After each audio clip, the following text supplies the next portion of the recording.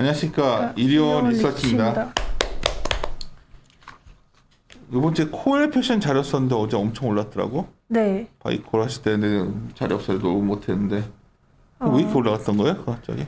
로젠 택배를 인수한다는 그 이슈 때문이고, 사실 이게 제가 화요일에 자료를 냈었는데, 화요일에 냈었구나. 네, 화요일에 냈었는데 그때 처음 뭐 발표된 게 아니라 저번 주 금요일에 공시된 사항이었고. 이게 갑자기인데 왜 지금 올리는 거지? 그러니까 이게 그 또 화요일 당일날 자료를 낸 날에 반응을 안 하고 그 다음날 반응하는 걸로 봐서는 좀 시장에서 받아들이는데 시간이 걸리고 있지 않나 이런 판단이고요. 로젠 택배 인수 관련해서는 이게 100% 인수기 때문에 그 매출액 그대로 들어온다고 보시면 되고, 이건 4분기부터 실적 반영이 됩니다. 그래서 다음에 그건 자료 바꿔서 얘기하고 네. 로젠 패션 좋았는데 오늘은 사실 요즘 되게 고전하고 있는 CJ 프레시웨이 네. 그거 말씀하셨고, 또 음식료 업종 오뚜기 어제 막 움직였던데 판가 이상한 거.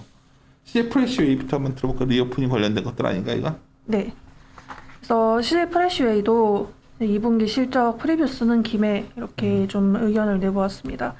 지금 이제 프레시웨이가 프레시웨이 자체의 문제로 시장 조정을 받았다기보다는 제가 다루는 의류 기업이라던가 아니면 외식 급식 주가를 볼 때 전반적으로 컨택트 관련 소비재들이 최근에 재확산도 되고, 아니면 뭐 델타 변이 바이러스 이런 이야기도 나오고 하면서 전반적으로 조정을 받는 모습이었습니다. 근데 이제 이때가 오히려 좀 좋은 매수 타이밍이 아닌가 판단하고 있는 이유가, 재확산이 되었지만은 그 어쨌든 회복이 될 거다 이 기조에는 변한 게 없거든요. 그래서 프레시웨이에 뭐 월간 실적이 발표가 되진 않지만 월 실적 추이를 이제 계속해서 업데이트를 해왔을 때 뭐 이제 올해 한 설날 이전까지는 작년 재확산권에 들어있기 때문에 약간 부진했다면 그 다음부터 회복되는 모습을 보였거든요. 그래서 지금도 백신 기대감도 8월까지 어느 정도 올라와야 되고, 그리고 그 이후에 이제 올라오면은 작년 팬데믹보다 약한 증상의 재확산이 이루어지고 있기 때문에 한 8월 중순 아니면 8월 말 정도 기점으로 해가지고 1분기 때 초반 소비가 회복됐던 기조랑 비슷한 그 흐름으로 턴어라운드 추이를 예상을 하고 있습니다. 그래서 회복 그 이제 관점에는 변함이 없는데 주가 조정을 받았기 때문에 굉장히 좋은 매수 타임이라고 판단을 하고 있고요. 좀 세부적으로 살펴보자면 일단 재확산에도 불구하고 매출이 시장 눈높이 대비 그렇게 유의미한 하락은 보이지 않았습니다. 외식 급식 쪽에서 이제 뭐 지금 재확산이 본격적으로 시작되기 전에 이제 외식 업체라던가 아니면 일반 급식 업체라던가 산업체 쪽으로 점진 회복이 보이고 있는 상황이었고, 특히 제가 최근에 골프 자료를 좀 썼었는데 국내 골프장 경로의 실적이 굉장히 좋았던 상황이었습니다. 학교는 아무래도 좀 그런데. 네네.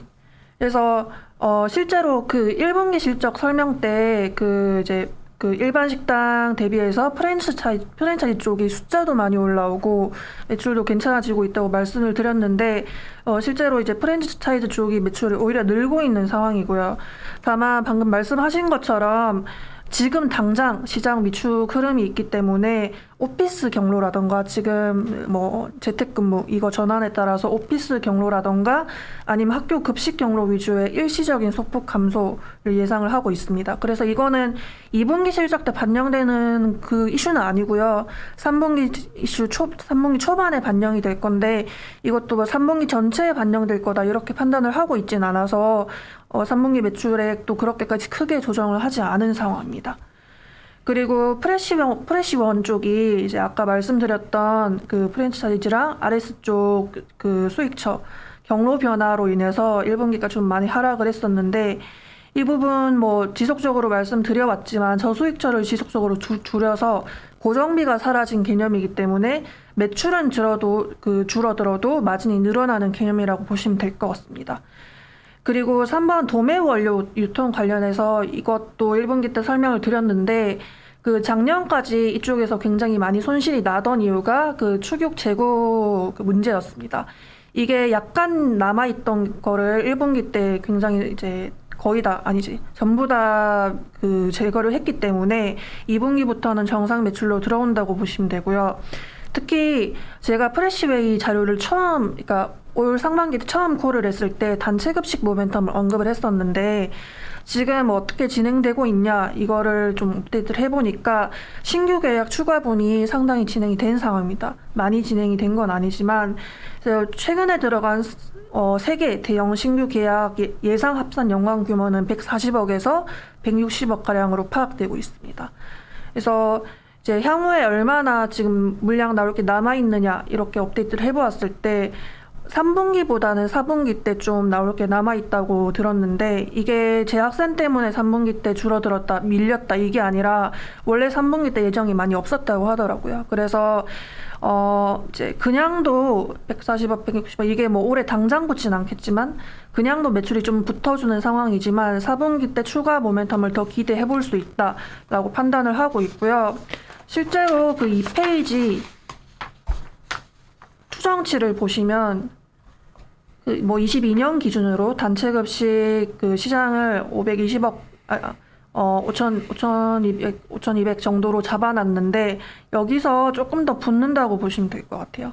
그래서 적은 숫자가 붙는 건 아니기 때문에 4분기 때 좀 더 붙어준다면 그것만으로도 좀 더 업사이드가 있다고 판단을 하고 있고 특히 이제 1분기 때도 똑같이 설명을 드렸지만 프레시웨이 같이 외식, 급식, 식자재 유통 업체들은 굉장히 마진이 낮은 특징을 가지고 있습니다.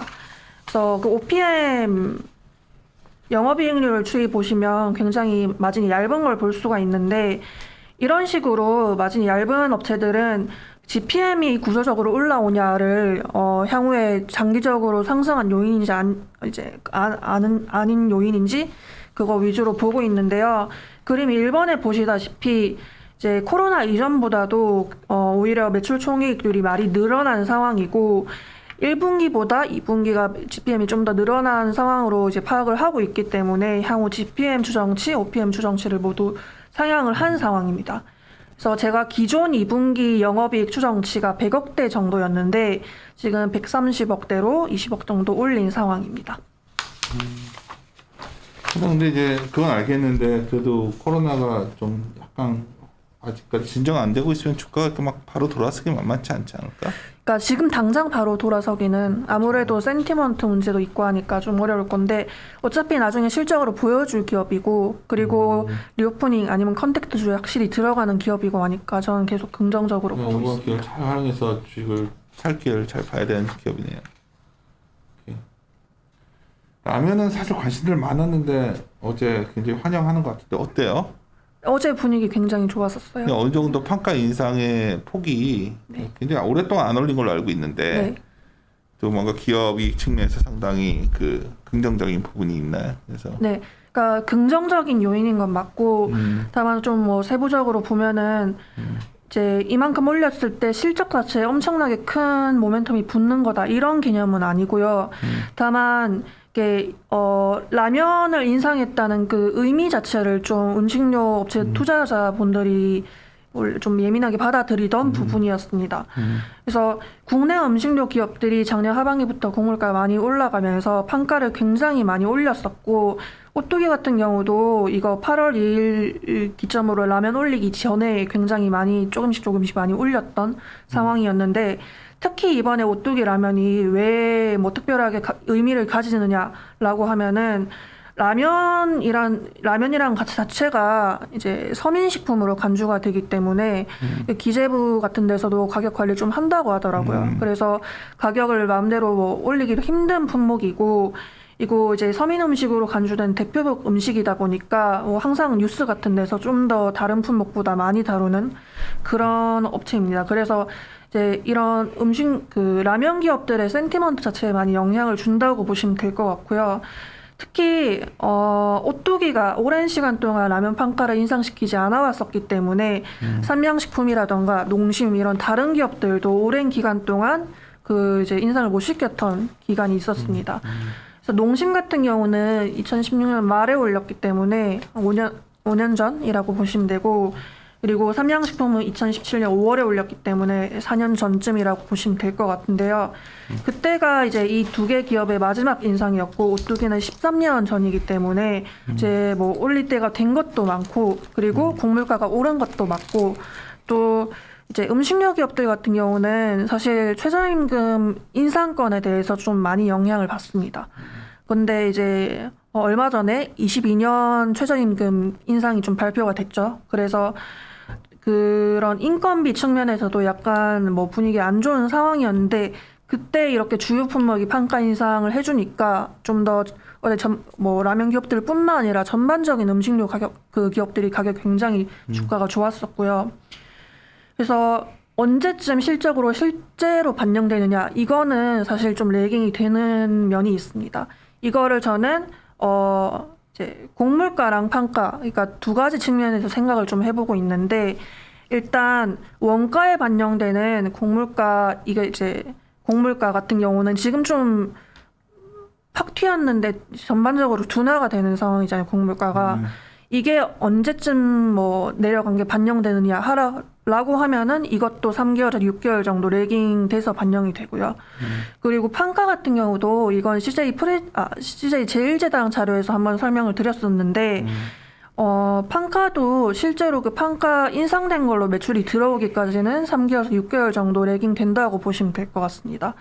왜냐하면 뭐 그때 설명을 드렸지만 그 기존에 나가 있던 그 제품들이 각 유통 채널에서 빠지는 기간도 한 3개월 정도 걸리고요. 그리고 그 소비자들이 올라간 판가에 대해서 받아들이는 데까지도 약간 시차가 걸린다고 합니다. 라면 같은 경우는 좀 더 걸린다고 보시면 될 것 같고요. 그래서 판가도 약간 레깅돼서 반영되고 곡물가 부분도 약간 레깅돼서 반영이 되기 때문에 어쨌든 3분기까지는 굉장히 원가 부담이 큰데 이제 4분기부터 약간 이런 움직임에 대해서 반영을 할 것 같아 이렇게 보시면 될 것 같아요. 투자 시기는 어떻게 해야 될 것 같아요? 그러면 과거에는 어땠어요? 이게 시차를 두고 반영된다니까 더 고민스럽네요. 그러니까 사실 이 인상 발표하기 전에 뭐 기업 인상한다 이런 말이 굉장히 시장에 많이 떠돌았어요. 그래서 그때 또 좀 선반영 된 것도 있고 이렇게 좀 빨리 반응하기 때문에 들어간다면 저는 지금이 괜찮다고 보고 근데 이제 다만 4분기까지는 시간이 좀 남았으니까 그 이전에 투자 타이밍을 잡을 수 있는 시간 충분하다고 보고 있어요. 됐어요. 추가적으로 할 말들은 나머지들도 올린다는 거죠, 판가 인상을. 아직 뭐 농심이나 삼양식품 같은 경우는 결정된 사항은 없고 내부적으로 이제 뭐 논의하고 있다 이 정도는 업데이트를 들었었는데 아직 공식 발표는 안 했고요. 알겠습니다. 마무리 짓고 오늘 정신 없네 뭐 이렇게 뭐 여러 가지 뉴스가 막 나한테 계속 연락이 오는데 지금 하여튼 알겠습니다. 함께 고민하시죠.